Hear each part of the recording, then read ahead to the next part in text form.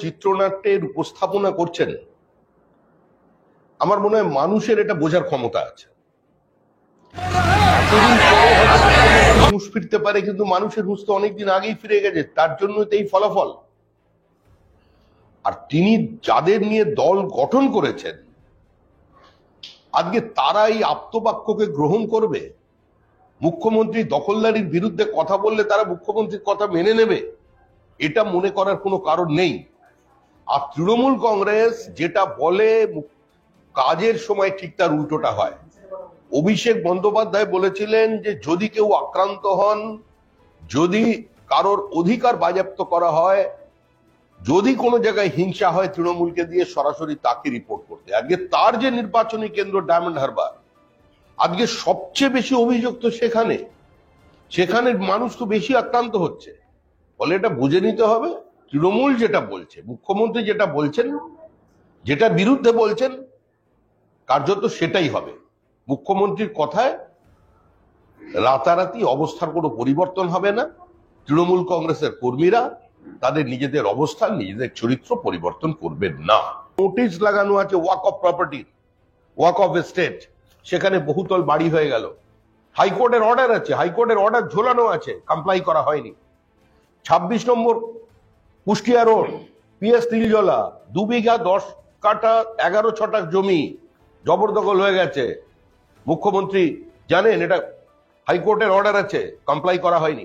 আমি যে কথাগুলো বলছি এটা 2015 সালে বিধানসভায় আমারই উত্থাপন করা প্রস্তাব, তার কপি দেখুন।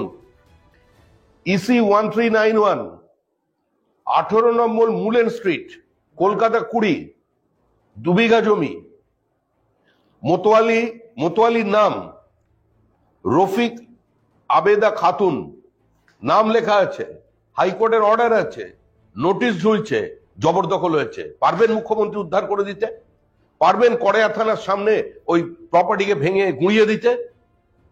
মুখ্যমন্ত্রী সরকার থাকবে না। কারণ একজন তৃণমূল কংগ্রেসের নেতা বলেছিলেন যদি সিন্ডিকেট না থাকে তাহলে সরকার থাকবে না। সেই নেতার বিরুদ্ধে কোনো ব্যবস্থা নেওয়া হয়নি, মুখ্যমন্ত্রী তার বিরুদ্ধে কোনো স্টেটমেন্ট ইস্যু করেননি, তাকে সতর্ক করা হয়নি।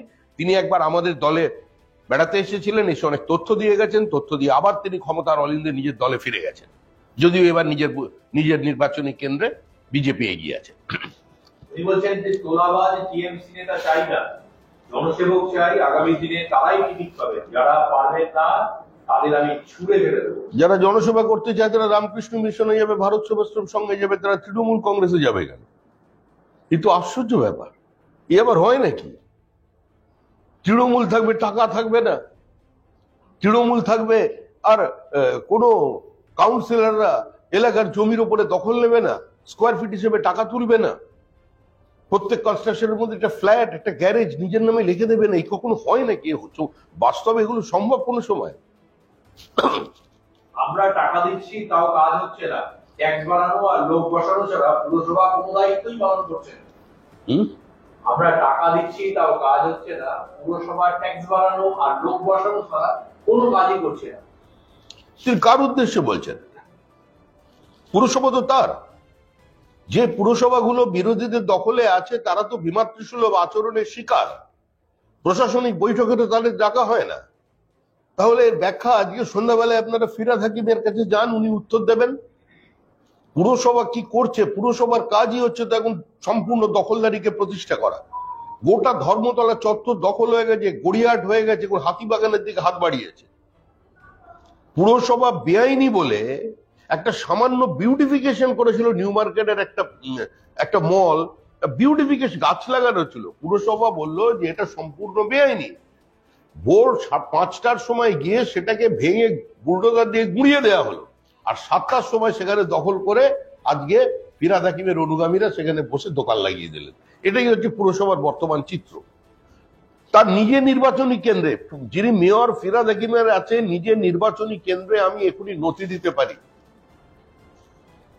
পুরসভা দখল করেছে জমি, পুরসভা বেআইনি ভাবে নির্মাণ করেছে সেখানে, আর সেই জমি অন্যেরা মমিনপুরে দখল করে বসে আছেন। উচ্ছেদ করতে পারবেন? ক্ষমতা আছে, কারণ এই সরকারের ক্ষমতা আছে। সুতরাং এগুলো বিবৃতির জন্য বিবৃতি, এতে অবস্থার কোনো পরিবর্তন হবে না। বিধাননগর বিপ্লব নিয়ে বলছে যে বেআইনি নির্মাণ করে বিদ্যুৎ সংযোগ পেয়ে যাচ্ছে, ফুটপাত দখল হচ্ছে, পুলিশ পুরসভা কেউ কিছু দেখছে না, যারা কিছুই দেখে না তাদেরকে আমি সরিয়ে দেবো। উনি পুলিশের কথা কেন বলছেন, উনি কাউন্সিলরের কথা বলছেন না কেন, মেয়র, ডেপুটি মেয়র, এমআইসি দের কথা বলছেন না কেন? তারা তো একটার পর একটা বিধাননগরের সরকারি জমির ওপরে গুমটি তৈরি করে সেগুলোকে পয়সা নিয়ে বিক্রি করে পুষিয়ে দিচ্ছেন। উনি বলুন যে কি করে এখানে বিধাননগরের মতো একটা প্ল্যান্ড সিটিতে কি করে রোহিঙ্গারা এখানে এসে বসবাস করে, কি করে তাদের জন্য বসার ব্যবস্থা করে দেয়া হয়, কি করে তাদের জন্য পাকাপোক্ত টিনের ছাউনি তৈরি করে দেয়া হয়। তিনি বলুন সেন্ট্রাল পার্ক চত্বরে কিভাবে আজকে বাইরে থেকে মানুষ এনে সেখানে বসিয়ে রাখা হয়েছে। বহুবার সাংবাদিকরা দেখিয়েছেন। এগুলো শুধু বিবৃতির জন্য বিবৃতি, আমরা তো কাজ চাই। উনি তো বলছেন যে রাস্তার জন্য 16,000 কোটি টাকা দেওয়া হয়েছে, সেই রাস্তা তৈরি পরে 5 বছর দেখার কথা ঠিকাদারের, সেটাকে আদৌ দেখা হচ্ছে? বিদ্যুৎ বিভাগের খাতে বরাদ্দ খরচ করা হচ্ছে অন্য ঘাটে, শর্ট লেগে সুজিত বসু লোক বসাচ্ছেন, ছবি দেখায় তো লজ্জা পাবে। কত টাকার বিনিময়ে শর্ট লেগে জবরদখল করা হচ্ছে, কেন কাজ করছে না পুরসভা? মানুষের কথা ভেবে কেউই কাজ করে না। উনি বলেছেন যে সল্টলেকের সুজিত বসু লোক বসাচ্ছে কম্পিটিশন করে, কেন সল্টলেকের কাউন্সিলররা কাজ করেন না? এবার কি আমাকে রাস্তা ঝাড় দিতে বেরোতে হবে? দেখুন, এর উত্তর তো সুজিত বসু দিতে পারে। আমরা জানি বিধানসভার ফ্লোরে দাঁড়িয়ে নয়নজলি বুঝিয়ে দেওয়ার জন্য সব্যসাচী দত্ত সরাসরি সুজিত বসুর বিরুদ্ধে অভিযোগ করেন on the floor of the house. এটা তো সরকারি রেকর্ড, এটি অভিযোগ করেছিলেন। আমার মনে আছে যে আমিও বলেছিলাম যে এই যে নয়নজলিতে মৃতঞ্জলি দেওয়ার ব্যবস্থাটা কবে বন্ধ হবে। তার উত্তরে আজকে পার্থ চট্টোপাধ্যায় বলেছিলেন যে আমাদের ঘরের ঝামেলাটা আমরা মিটিয়ে নেব, কোনো জায়গায় আইন ভাঙা হবে না। চলে যান আজকে লেক টাউনে, শ্রীভূমিতে পরিষ্কার দেখা যাচ্ছে কিভাবে নয়নজলি বুঝিয়ে জায়গা বেড়ে পড়েছে। সরকারি জমি দখল, রাস্তা দখল, পুকুর বোঝানো পর্যন্ত হচ্ছে। আমি তো বলছি মুখ্যমন্ত্রীকে, এইটা অন্তত মুখ্যমন্ত্রী ভালো কাজ করছেন। মুখ্যমন্ত্রী বিধাননগর পুরসভা 25 নম্বর ওয়ার্ড মাঝের পাড়া, বিধাননগরের ঘটনা, 25 নম্বর ওয়ার্ড মাঝের পাড়া, এখানে একটা কমপ্লেক্স তৈরি হচ্ছে, নাম হচ্ছে ভবানী কমপ্লেক্স। এই ভবানী কমপ্লেক্স যেখানে তৈরি হচ্ছে, এখানে পুকুর বোঝানো হয়েছে। এখানে একটা অঙ্গনওয়াড়ি স্কুল ছিল, সেটাকে তুলে দেওয়া হয়েছে। বিধাননগর কর্পোরেশন বাগুইহাটি পুলিশ স্টেশনকে লিখিত নির্দেশ পাঠিয়েছে অবিলম্বে কাজ বন্ধ করা। আজকে কাজ চলেছে। আমরা আন্দোলন করেছিলাম, কিন্তু বারবার এসব কথা তোলা হয় না এই কারণেই, কারণ তুলে কোনো লাভ হয় না। পরে বলবে যে আমি বিবৃতি দিয়ে চুপ করে গেছি, আমি হয়তো পয়সা পেয়ে গেছি। এই জন্য অনেক লোক, অনেক রাজনৈতিক কর্মীরা এর প্রতিবাদ করেন না। আমি তো নাম বলে দিচ্ছি, এখানে সরকার ব্যবস্থা নিয়েছে। বিধাননগর কর্পোরেশন পুলিশকে বলছে কাজ বন্ধ করতে, কিন্তু কাউন্সিলরের তৎপরতায় আজকে সেইখানে বাগুইহাটি থানা কোনো অ্যাকশন নেয়নি, এবং এখানে আপনার ভবানী কমপ্লেক্স তৈরি হয়ে গেল। আপনি দেখে আসুন, গিয়ে রেকর্ড বার করুন। পুকুর আছে আপনার, ফণি না ননি কি একটা আছে না বাইপাসের উপরে, কতগুলো পুকুর বুঝিয়েছে ও। মুখ্যমন্ত্রী জানেন না, বামা বলে সেটা ওয়ার্ল্ড ব্যাংকের টাকায় তার পার সংস্কার করা হয়েছিল, সিটিং করে ঘিরে নিচ্ছেন আর বহুতল নির্মাণ হয়ে যাচ্ছেন। হাজার হাজার কোটি টাকার মালিক, ফোন করলে সব পার্টির উঁচু নেতাদের কাছে ফোন চলে আসছে, যেটা বলা যাবে না। আমরা আন্দোলন করেছিলাম, আমাদের যারা ওইখানে এই ঘটনা নিয়ে আন্দোলন করেছিল তাদের প্রাণনাশের হুমকি দিয়েছে লোক পাঠিয়ে। এই যে ফণি সামনে আছেন, এখানে আবার কম আপনারা বেড়াতে যাচ্ছেন, ওখানে কি যেন ওখানে বলে এখন মলও হয়ে গেছে। রেকর্ড দেখুন, স্যাটেলাইট পিকচার দেখুন। তৃণমূল ভবনের পিছনে কত জলা জমির উপরে কনস্ট্রাকশন হয়েছে। গোটা কলকাতা শহরে 10 লক্ষ মানুষ ঘর হারিয়ে ফেলবেন যদি মুখ্যমন্ত্রী যা বলছেন সেটাকে বাস্তবায়িত করতে যায়। সিভিল ওয়ার তৈরি হয়ে যাবে কলকাতায়। গত 10 বছরে যত বেআইনি নির্মাণ হয়েছে, সব বেআইনি নির্মাণ তৃণমূল করেছে, কথা কেউ বলছে না। বাম জমানা থেকে শুরু হয়েছে। বামেরা করতেন এটা পদ্ধতিগতভাবে।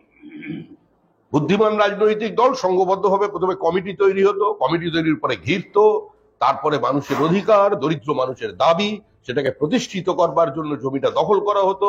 তারপরে সেখানে একটা নাম তৈরি হতো, নামের পরে সাইনবোর্ড বসতো কোঅপারেটিভের, তারপরে ছোট ছোট ঘর হতো। এটা ছিল সিপিআইএম এর স্টাইল। আর তৃণমূল কংগ্রেস ষাঁড়ের লড়াই, আসছে মারছে, উড়িয়ে দিচ্ছে, বসিয়ে দিচ্ছে, কেউ কিছু করতে পারবে না। প্রশাসনিক কর্তা থেকে শুরু করে রাজ্যের একাধিক গুরুত্বপূর্ণ নেতা যাদেরকে নিয়ে মুখ্যমন্ত্রীর উঠবে, হঠাৎ করে এই অবতারে মুখ্যমন্ত্রী অবতীর্ণ হয়েছেন। হঠাৎ করে মুখ্যমন্ত্রীর এই অবতার কেন? আজকে সবাইকে নিয়ে বলছেন যে আমার এই চাই, এতটা সত্তার সাথে কাজ করতে হবে, হঠাৎ করে এই অবতারটা কেন? মুখ্যমন্ত্রীকে আপনারা তো ছোট প্লেয়ার মনে করার কোনো কারণ নেই। মুখ্যমন্ত্রী যা করেন ভাবনা চিন্তা করেই করেন।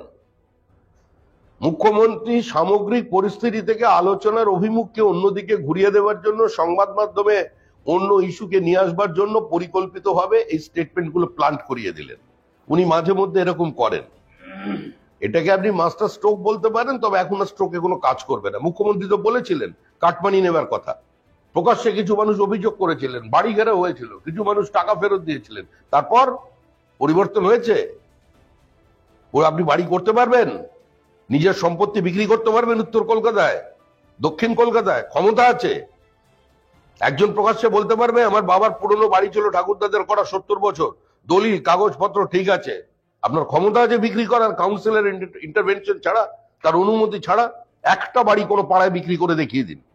পুরসভাগুলো প্রকাশ্যে টাকা তুলছে, আপনারা এই অভিযোগ বারবার করেছেন, পুরসভাগুলো টাকা তুলতে পারে। আরে আমরা অভিযোগ করছি না, সাধারণ মানুষ অভিযোগ করছে, আমাদের কাছে ফোন করছে, বলছে এগুলো করুন।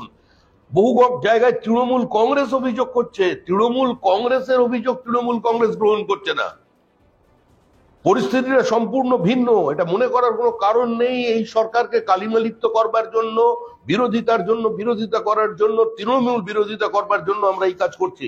তৃণমূল কংগ্রেসের অভিযোগ আছে, তৃণমূলের লোকেরা আমাদের কাছে আসেন দেখবার জন্য।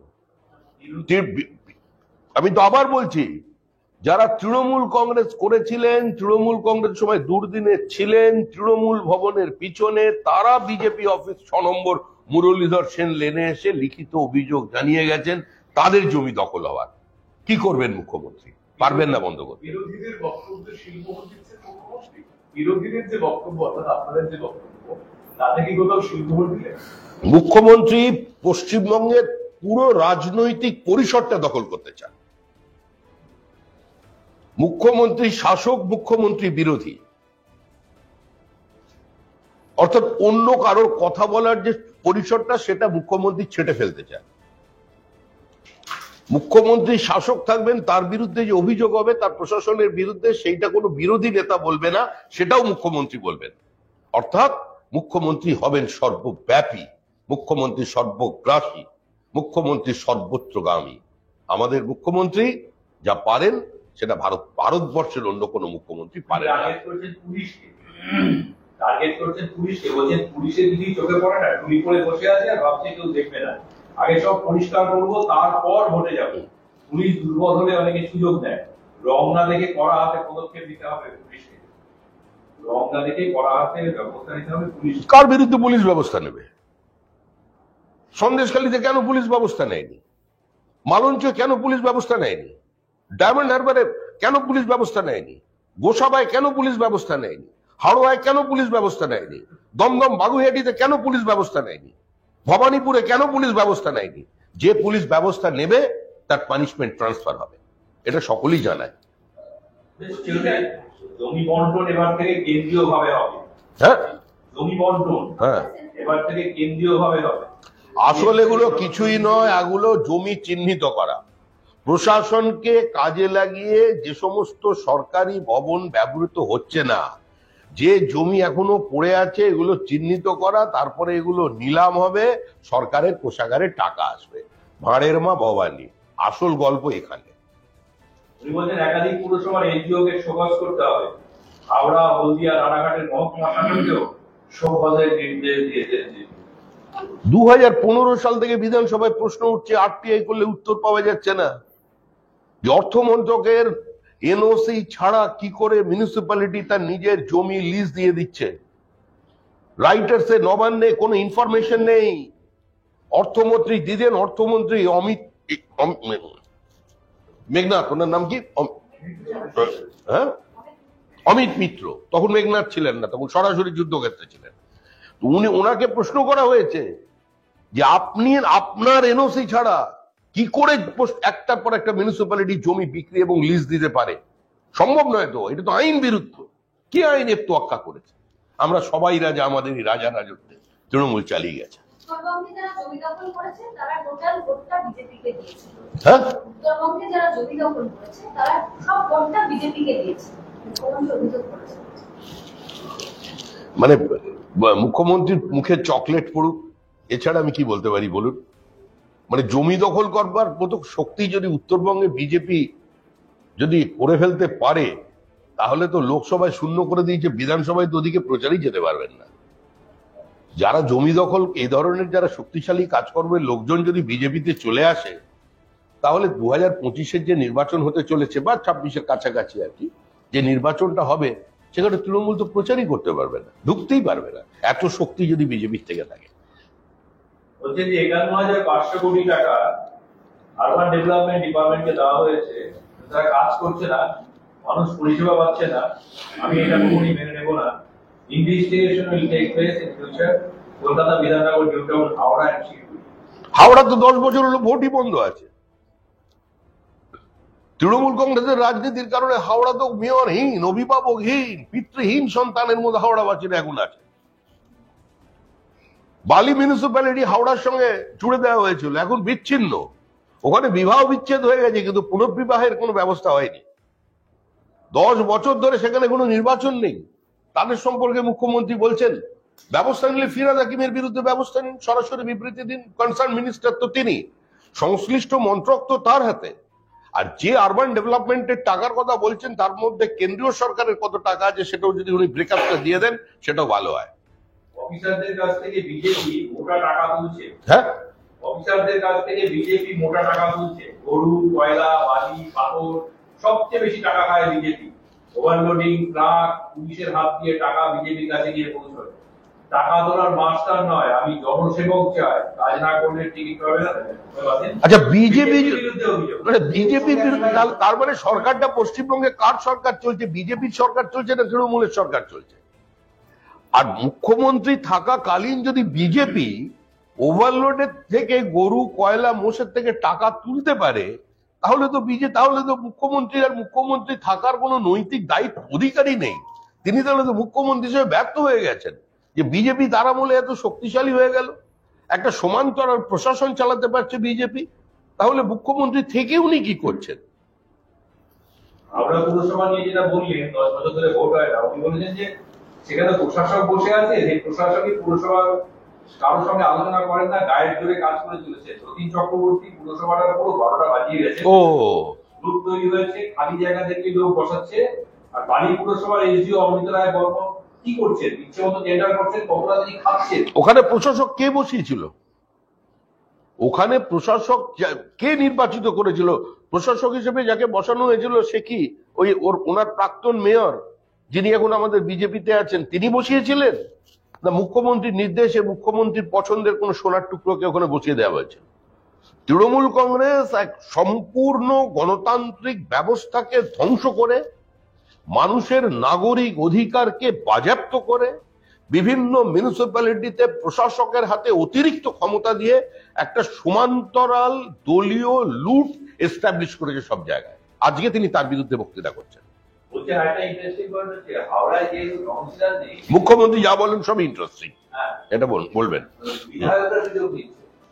বিধায়করা কারা? বিধায়করা স্বরূপ রায়, রামা চ্যাটার্জি, নন্দিতা চৌধুরী, গৌতম চৌধুরী, এরা উন্নয়নের কাজে বাধা দিচ্ছে, বিজেপিকে সাহায্য করছে। এটাও যাদের নাম বিজেপিকে সাহায্য করছে তারা মুখ্যমন্ত্রীর পক্ষে। তাহলে মুখ্যমন্ত্রী আজকে যা বলেছেন এবং যত লোকের নাম করেছেন, এতে তো একটাই সলিউশন আছে, যে এই মুহূর্তে উনি সরকারটা ভেঙে দিয়ে নতুন করে নির্বাচনে যান।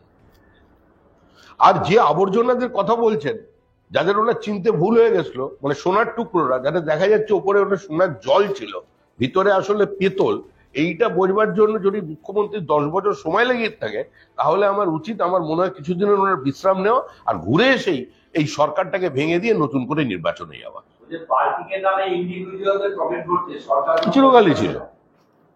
চিরকালই ছিল যা টাকা ওঠে সরকারি হোর্ডিং এর কথা আমরা বলছি না। ফিরহাদ হাকিম তো একটা গোল গোল উত্তর দিয়ে লাস্টে বলে দিলেন, ওই পাগলে কিনা বলে ছাগলে কিনা খায়। এখন তো কল্যাণীতে হোর্ডিং খোলা শুরু হয়েছে সবে। আপনি বলুন না, শ্রীভূমির হোর্ডিং এর বারকোড বললেন না, ফিরহাদ হাকিম বারকোড, কলকাতা শহরে উনি বারকোড দেখিয়ে দিতে পারবেন? উনি শ্বেতপত্র প্রকাশ করে জানেন না কতগুলো হোর্ডিং সরকারের আছে, ওটার উনি বলছেন আমরা এরকম কঠোর নিয়ম করেছি। ওসব বিবৃতির জন্য এগুলো বিবৃতি চলে, আসলে পুরো আলোচনাটা ঘোরাবার চেষ্টা করছেন। কেন্দ্রে এখন তৃতীয়বারের জন্য মোদী সরকার শপথ নিচ্ছেন, মানুষ এখন চিন্তা করছেন একটা আধুনিক ভারতবর্ষ দেখতে চাইছেন, প্যারাডাইম শিফট হয়ে যাওয়া ভারতবর্ষ, তৃতীয় বৃহত্তম অর্থনীতিতে পৌঁছবে ভারতবর্ষ, এটা নতুন ভারত। সেখানে ওনারা কিছু করতে পারেননি। সার্বিকভাবে সর্বভারতীয় রাজনৈতিক ক্ষেত্রে তৃণমূল কংগ্রেস নিজেদের অপ্রাসঙ্গিক করে ফেলেছে। সেখান থেকে পশ্চিমবঙ্গের বিভিন্ন মিউনিসিপ্যালিটি এবং যেখানে ওপিনিয়ন মেকার বা বিল্ডাররা থাকেন সেখানেই তৃণমূল কংগ্রেসের পরাজয়। সেজন্য একটু পুরো ব্যবস্থাটা তিনি সচেতন ভাবে গুলিয়ে দেওয়ার চেষ্টা করছেন। কেন্দ্রকেও আক্রমণ করেছে, বলছেন একদিকে কেন্দ্র তিস্তার জল বিক্রি করে দিচ্ছে, রেল বিক্রি করে দিচ্ছে, তিস্তা নিয়ে সিদ্ধান্ত হলো আমাকে জানানো হলো না, বাংলাকে বিক্রি করে দিচ্ছে। তিস্তা চুক্তি নিয়ে প্রধানমন্ত্রীকে কড়া চিঠি দেবো, আমি প্রধানমন্ত্রীকে কড়া চিঠি দেবেন, চিঠি পাঠিয়ে দিয়েছে, বাংলাকে শেষ করতে ভাতে মারার চক্রান্ত করছে কেন্দ্র। দেখুন, মুখ্যমন্ত্রীর মধ্যে বীর রসের আধিক্য সবসময় বেশি। মুখ্যমন্ত্রী যেটা করেন কড়া ভাবেই করেন, কিন্তু মুখ্যমন্ত্রী তো সারা দেশের প্রোটোকল বদলে ফেলতে পারেন না।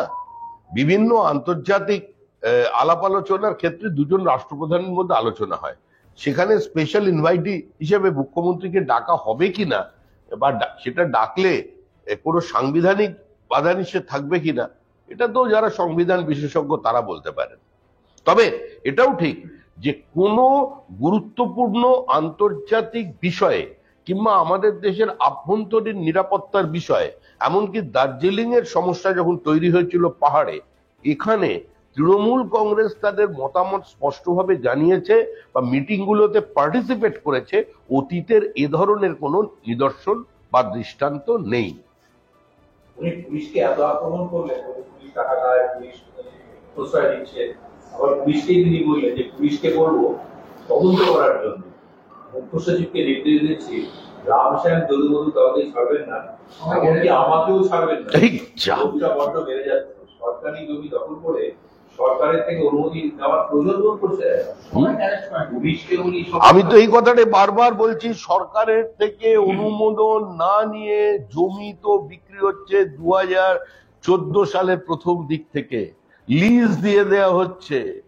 কি করবেন মুখ্যমন্ত্রী? ইরিগেশনের জমি দখল হয়েছে, রেলের জমি দখল হয়েছে, তিস্তার চর দখল হয়েছে, নদী চুরি করেছে। মানুষ তো নয়, পুকুর চুরি করে, নদী চুরি করেছে। চলে যান হাসনাবাদ ঘাটে, দেখতে পাবেন তৃণমূল নেতার কীর্তি। নদীর ওপরে বাড়ি, নদী পর্যন্ত চুরি করেছে, ওপর আকাশ হোর্ডিং, সেখানে পর্যন্ত দুর্নীতি। কি করে মুখ্যমন্ত্রী বন্ধ করবেন এটা? এই পুলিশগুলি দোষারোপ করছে, ব্যাপক পরিমাণে অন্যায় হচ্ছে, চুরি হচ্ছে, সেই পুলিশকে তিনি বলছেন যে আপনারা তদন্ত করবেন। উনি সমস্ত পুলিশকে তো বলছেন না, উনি পানিশমেন্ট যাদের সরিয়ে দেওয়ার কথা, যারা তদন্ত করতে পারে তারা পানিশমেন্ট পোস্টিং আছে, তারা গ্যারেজ হয়ে গেছে। এবার যারা মার্কেটে আছে, যেগুলো ওনার কাছে আছে, কথাবার্তা শোনে, উনি তাদের বলছেন আজকে কি এসব চলছে। সমস্ত যে 75-25 হিসাব ঠিক করে এস্টাবলিশ কেন হচ্ছে না? আমি যা দখল দেখছি সেই পরিমাণ টাকার অর্থ 25% তো 75% তো জমা হচ্ছে না। এইটা উনি তদন্ত করে দেখতে বলছেন, তার জন্য নিজের লোক চাই। ব্রিটানিয়া কোম্পানি কারখানা সেটা আবার বন্ধ হয়ে গেল এবং শতাধিক কর্মী যারা জবলেস হয়ে গেলেন। বাংলায় আরো একটা শিল্পের অবস্থা না, বাংলায় পশ্চিমবঙ্গে এই মুহূর্তে শিল্পায়ন করতে গেলে বা শিল্প সম্ভাবনা নতুন করে ফেরাতে গেলে তৃণমূল কংগ্রেসকে সরিয়ে দিতে হবে।